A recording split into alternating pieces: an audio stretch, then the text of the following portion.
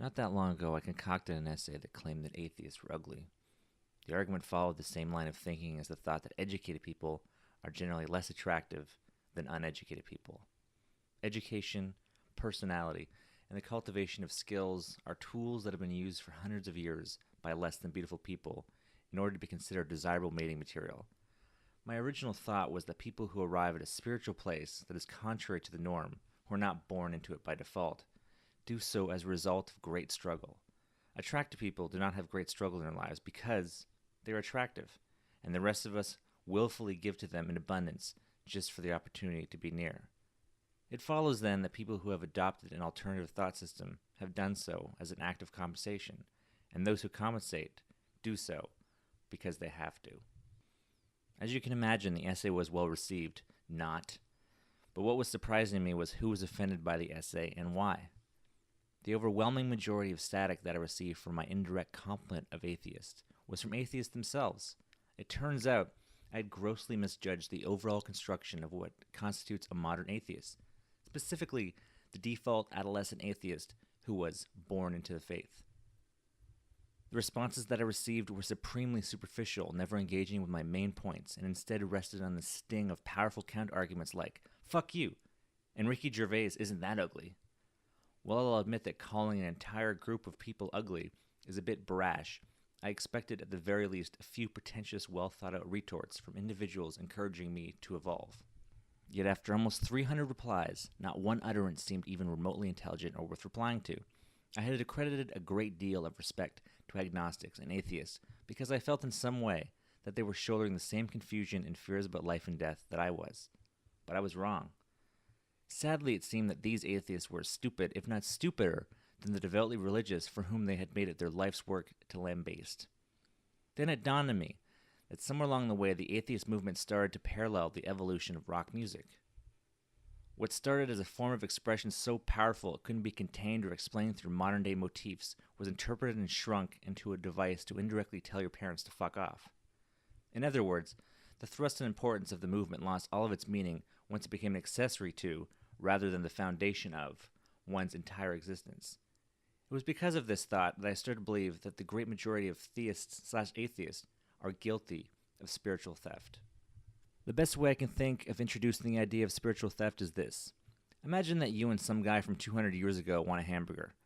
In order for the guy from 200 years ago to eat a hamburger, he must first invent the hamburger. After that, he must go out, find a cow, slaughter it, chop it into pieces, ground it up, harvest some wheat, then do the next steps of turning wheat into bread, whatever those are, grow some vegetables, cut them up, cut down a tree, get a fire going, cook it up and eat it. For you to get a burger, you have to get in your car, drive through miles, yell at someone through a speaker, wait 2 minutes, eat the hamburger.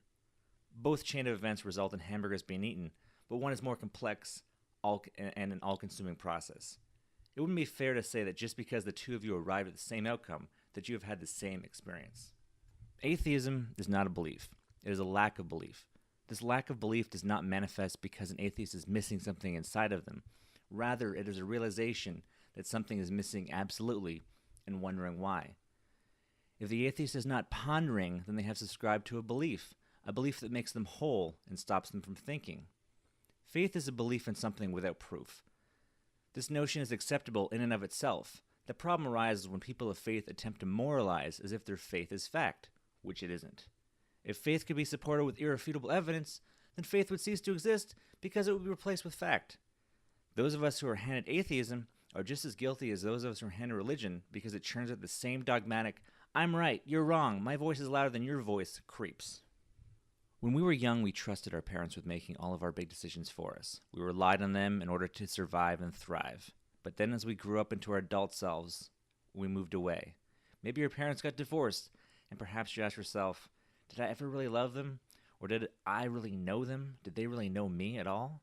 Conversely, they may be thinking, where did I go tragically wrong in raising this idiot kid? Or, I can't believe I spawned a pathetic little shit asshole.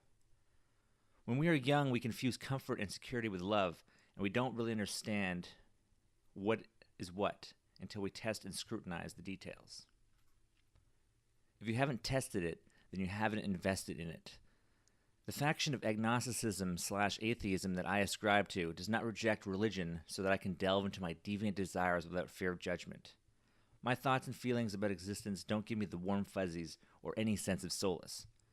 For all intents and purposes, I welcome the love. I welcome the happy ending. I want to be nestled in the bosom of the universe and hugged for all eternity. Unfortunately, I don't have proof to tip the scale in that direction. Therefore, I am left with only what I can prove. The same goes for the religious among us. If you believe because you have always believed, then you have never really believed. You were born into a house that you have never left, and until you do, your free will is just an illusion.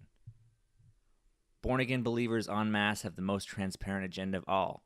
In an attempt to atone for their life of crime or sexual transgressions, they double down on kissing God's ass in the vain hope that He will reconsider. It is my opinion for real faith to exist that it must be tested and cultivated through suffering and sacrifice without guarantee of reward. Any belief system that is weighted in reward destroys the altruistic desire to be good for goodness sake. Another growing misconception is that belief or philosophy is a team sport. Like the hysteria created when a collection of athletes from different towns get paid millions of dollars to wear jerseys with the letters of cities within 60 miles of the rural pastures from which we respond, the process of belief has begun to resemble a franchise mentality. You're either for us or against us. No questions asked, no explanations desired. The less complex among our human ranks have rendered man's search for meaning down to a simple two-party conflict. We're all given hats, foam fingers, and rally towels with the expectation that we will scream in delight for the home team and boo and hiss if we see a flash of the visiting team's colors. We claim that the reason we have so much contempt for the opposing team is because they are misguided, uninformed, and soulless. We'll claim that our harsh judgment is rooted in the great sense of sadness and loss that we feel at the realization that a population of people are throwing away their lives. Yet we are rigid and we refuse compromise. To do so would blaspheme the foundation on which our beliefs have been constructed. Instead, we choose ridicule because, as you know, there is no better way to persuade others to conform to your way of thinking than through verbal abuse. The most important thing that you'll ever think or believe shouldn't be handed to you based on your geography or the running trend in your familial line. Faith, or the lack of it, should not be a passive pursuit that you sign on to early in life without continued evaluation. Salvation, transcendence, or scientific supremacy cannot be bought, it must be earned. Further, don't poison the well of free thought with propaganda in order to convert people to your way of thinking. Just because you won the war and left an opposing army sitting in ashes does not mean that you changed their minds. Their captured soldiers may elect to fight in your ranks, but it is only the threat of maiming or death that binds them to your will. In order to change people's minds, you must engage in honest, open conversation. Certainly, you can hold the line and stick firmly to your values, but at the same time, you must truly be open to changing your opinion of yourself and all of existence. Only through communication and mutual respect can we ever hope to get to the nougaty center of how we truly feel and who we really might be.